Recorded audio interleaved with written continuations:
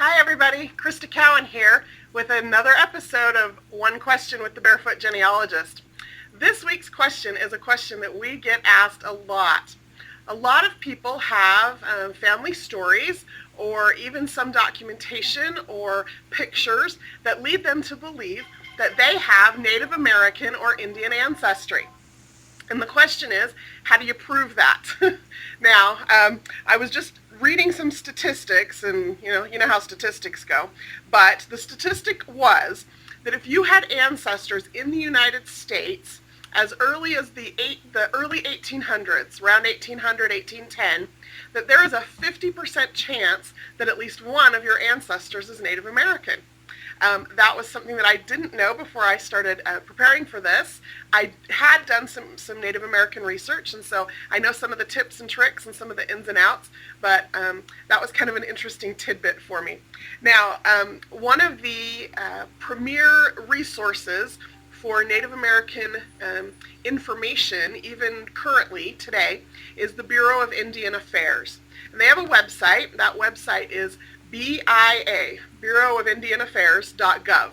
And I just pulled a little something off their website that I want to share with you because I think it's kind of interesting. They said, here's why people want to know about their ancestry. Some people want to become enrolled members of a federally recognized tribe. Others just want to verify a family tradition, whether it's a belief, fact, or fiction, passed from generation to generation, that they descend from an American Indian either in their distant or recent past, while others just want to learn more about the people they descend from. And then they talk about the process of doing genealogy, and we'll talk about some of that today.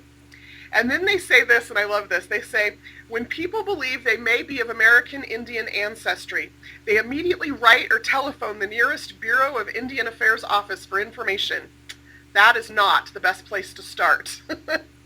Many people think that the BIA retrieves genealogical information from a massive national Indian registry or comprehensive computer database. This is not true. So, with that little bit of an introduction, let's just dive into a few quick tips and then some resources that are available for you, at least as much as we can do in 15 or 20 minutes, to help you verify your Native American ancestry. Now, just like with any genealogy research, the best place to start is with what you know and work your way back in time. If you're brand new to genealogy, of course that means starting with yourself, collecting information about your birth and marriage, collecting information about your children and their birth, and then moving back to your parents and working your way back through time that way. One of the things that you want to do if you're interested in learning about Native American ancestry is just pay really close attention to some of those clues as you go through that process that may help you later on. Names, there are some very unique names to Native American culture. If you see those cropping up in your family history, that's certainly something to take note of so that you have that readily available. Birthplaces, and we're going to talk a little bit about place here in a minute, but birthplaces and residences, and then race. And race is going to show up on a lot of documents. You just have to look for it sometimes. It's on the census, marked as just a little W in one of those columns we sometimes skip over. Not always are Native Americans marked with an I or an IND for Indian. Sometimes they were listed as white. So don't make that definitive decision based on that race that you see on a document, but certainly use that as a clue. Now, the number two thing you're going to want to do once you have researched back from yourself to the generation that you think or that your family story says is the Native American ancestor or where it comes into the family, you're going to want to learn a little bit about the geographic areas where different Indian tribes lived, and then compare that with where your ancestors lived. So, of course, I, like many people, have stories in my family of Native American ancestry. And when I started overlaying where different Indian tribes lived at different times and where my family lived at those same times, there was a little bit of a disconnect. And so on one of the lines that we thought maybe had some Native American ancestry, it hasn't been proven yet. We're certainly not the tribe that it was rumored to be part of, because that tribe was not anywhere near that place. Let me just use one example, and the rest of the examples that I'm going to use today are all from your questions. So if you asked a Native American question specifically using names and information that I could look into, pay attention. I may use your family as an example here. So first you need to know that right now in the United States there are over 550 federally recognized American Indian tribes and Alaska Natives. And they are currently on over 200 or about 280 reservations in the United States. So lots and lots of different possible tribes, lots and lots of different possible locations. But I'm just going to use this example, which is probably the most well-known example. And that's of the 5 civilized tribes. The 5 civilized tribes were the Seminole, the Cherokee, the Creek, the Chickasaw, and the Choctaw. And those tribes, as in 1830, there was an act passed in government, the Indian Removal Act. Some of you may be familiar with the Trail of Tears and the history behind that. And basically what it meant was that those tribes, one at a time, were removed from their native lands into Indian territories west of the Mississippi. So we're going to look specifically at the Choctaw as an example. The Choctaw were the first tribe to be removed. They were removed starting in about 1830, 1831. It's interesting to note they're living here, you can see, in Mississippi and Alabama. And when they were removed, about 17,000 of them moved up here to Indian Territory, into this area that was designated for the Choctaw. About 6,000 of them actually stayed in Mississippi and Alabama. And a lot of them that stayed, they were harassed. There was a lot of persecution. And so many of those who stayed in Mississippi and Alabama tried to mask their Indian heritage. Now, certainly that's a broad generalization, but it was a very common practice. You would need to research your specific family a little bit more to see if that was the case for them.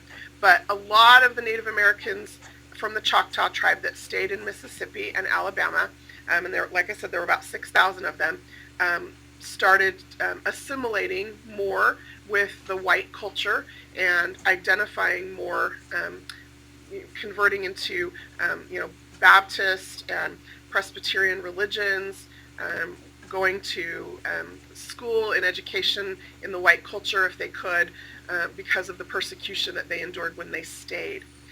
Some of them, of course, maintained their identity as Native Americans, and that's fantastic, and there's some records we'll look at that'll help you find them. Again, then 17,000 of them were removed as part of that Trail of Tears into Indian Territory. Now, like I said, this is just one example of one tribe, just to give you an idea of how knowing and understanding the history will help you find your family. So again, you're going to want to pay attention to where your family was in the records you do have available, and were they living in this area of Indian Territory, or were they living in this area of Mississippi and Alabama during the appropriate time period. So pay attention to those things. You can see there are a lot of resources available. I have used this map on many occasions. As a matter of fact, I have family that still lives in some of these places. This is a map of where those civilized tribes were removed to, and it was set up for them as Indian Territory officially in 1834. And then in 1890, as more white settlers moved west, the Oklahoma Territory was carved out of the land that had been allotted for them. And then in 1907, Oklahoma, which included Indian Territory, became a state. And so there are still a lot of Native Americans living in the state of Oklahoma because of this, but again, there's some assimilation that occurred because of that progression through time. 1834 when they became the Indian Territory, 1890 when the Oklahoma Territory was carved out, and then 1907 when it became the state of Oklahoma. So that's just one example of the way in which you can see if the tribe that you think you're affiliated with is in the same time and place that your family would have been there. And like I said, just one example of that. Okay, the third thing is once you determine or have a general idea of tribal affiliation, now there are some Native American records that you can search, Native American records specifically.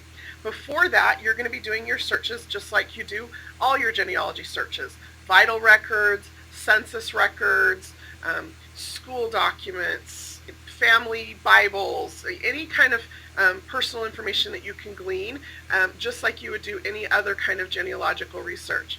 But then we do have some extra resources available for Native American records. There are tribal enrollment records, and these are typically managed by the tribe, and I'll show you some resources to go find those. From about 1827 to now, they still keep those records. There are land allotment records available. So when they were given their allotment of land as part of removal, that land, oftentimes they would list who in the family that land passed to. So those records were kept from 1856 to about 1935. Then there is specifically an Indian census that is from 1885 to 1940, and then those removal records that begin in some places as early as 1815 and go through about 1850. So those are the records, kind of the general records that are available specifically for Native American research. Let me show you how to find a few of those things on Ancestry.com. So when you're on the main search screen here, okay, if you scroll down to the bottom of the search screen, we have this little box called Collection Priority. If you don't see that box, you might want to check and see if this Show Advanced is checked. Just click it, it opens up your box bigger, and now you should have this Collection Priority as an option. Now you'll notice you can set your collection priority based on geographical region. So if I was interested in U.S. records, I could set it to the United States, check Show Only Records from these collections, and then that's the only records I would see. I wouldn't see records from England or Canada when I was doing a search for U.S. records. One of the options also, however, is an ethnic delineation. And Native American is one of the 3 delineations you can make there so that you can surface those records closer to the top. Okay? That'll make sense here in a minute, I hope. So I'm just going to do a quick search here, and I'm going to go directly to the 1900 census, actually. Now, when you are searching in a specific database, one of the things you can do, if you check the search form, is enter a race or a nationality. So the 1900 census is one of those records where that was recorded. So I could actually type in Indian, mark that exact, and click search, and I will only have records returned where the last name is Ward and their racial delineation has been marked as Indian. You'll see there's only 310 of them in the United States, and I can actually come in then and look at one of these records. Now, I'm going to go all the way into this record because there's something a little unique about Indian records on this particular census. You see this top part up here looks just like the 1900 census. But when Native Americans were being enumerated, there was an additional set of inquiries, special inquiries, it says, relating to Indians.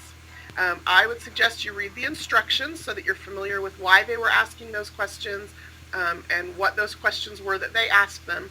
And then you'll see information about what tribe they belonged to, if they knew, and there's some controversy with some people about why this is or isn't important, but if they knew, and not all of them did, what percentage Native American blood they had. Anyway, those are just kind of the questions that they asked. Again, read these instructions so that you know what the information is that you're looking at there. Okay, that's one resource. The other resource is my famous card catalog. Okay, again, for those of you who are new to this, hover over search, scroll all the way down to the bottom and click on card catalog. I love it. I use it every day. Okay, once you're in there, what I would recommend doing is in this keyword box, just type the word Indian and see what comes up. This is one of those exploratory experiments. Now, we always sort the card catalog by popularity, which you're welcome to do, or you can sort it by database title or size or whatever. That's up to you, okay? But as you scroll through these, what you'll discover is some really unique data sets. We'll look at a couple of them specifically, but look through that list, see if something catches your attention. If you want to filter it further by location, you can come over here and click on USA, and then say, for example, your Native American ancestry is from the state of Michigan rather than from the southern United States. You can narrow it down that way and see what databases come up based on location. So that's a little exploratory option for you. I mentioned earlier that one of the premier resources for Native American ancestry is the Indian Census. It was taken from 1885 to 1940.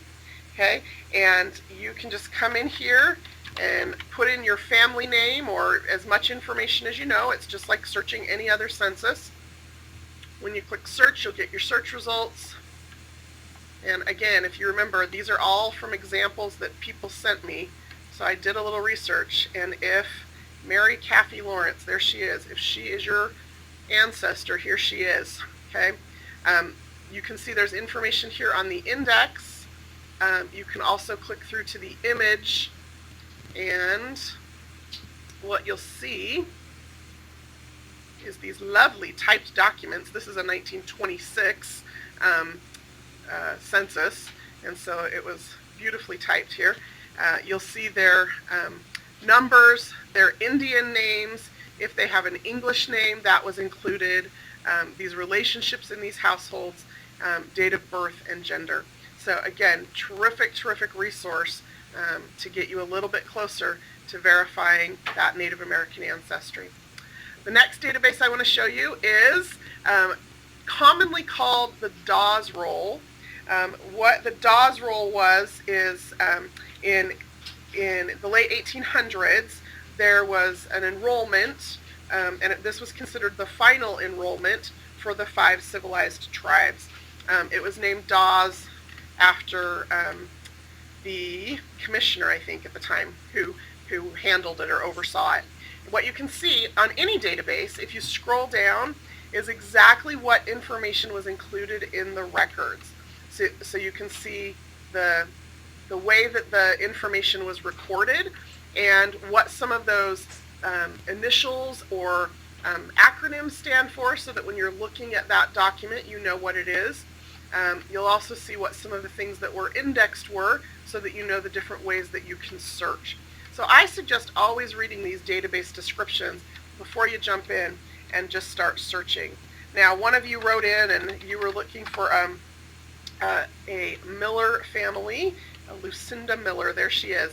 Okay, so Lucinda Miller, she was born about 1830.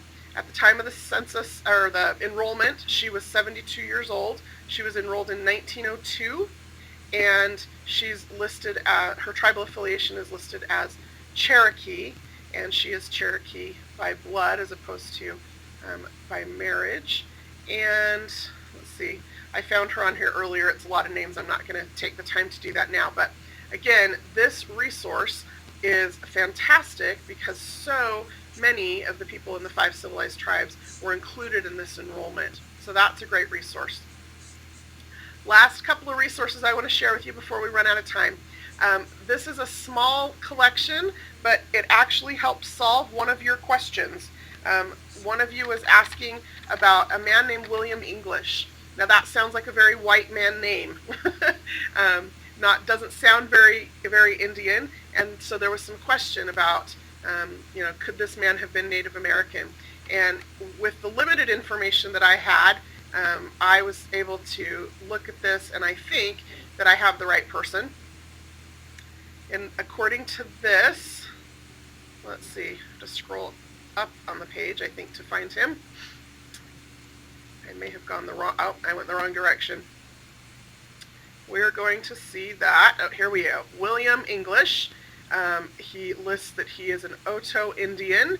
He lists his allotment number, where he's living, and then just like any other will, it's fantastic, he lists his relatives, so his wife, and then if we were to go to the next image here, he lists his children, and I think there's even a daughter or two listed there with their married names. So fantastic resources because they were given property by the government, that allotment.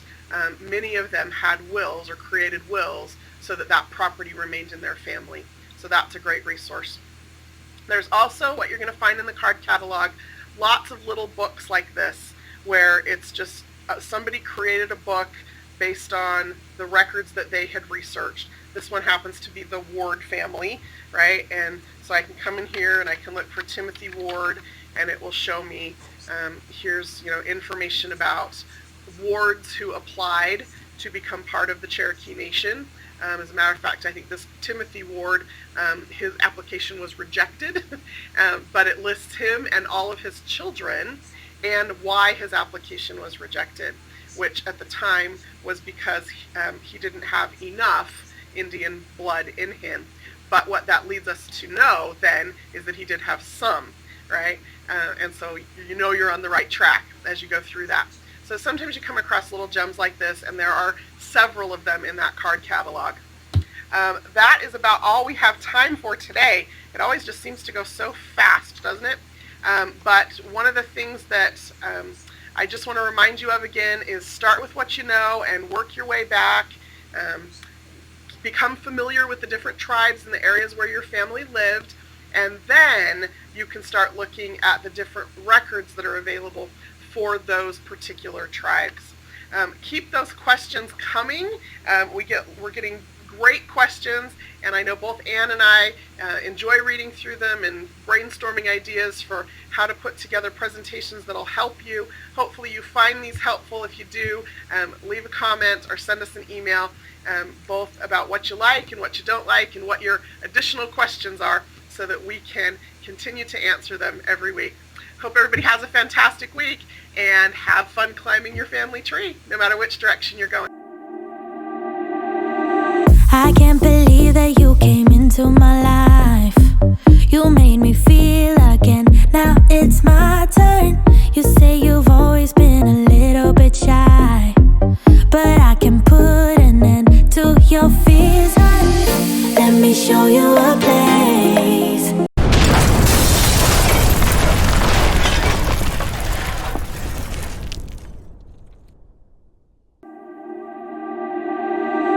I can't believe that you came into my life. You made me feel again, now it's my turn. You say you've always been a little bit shy, but I can put an end to your fears. Let me show you a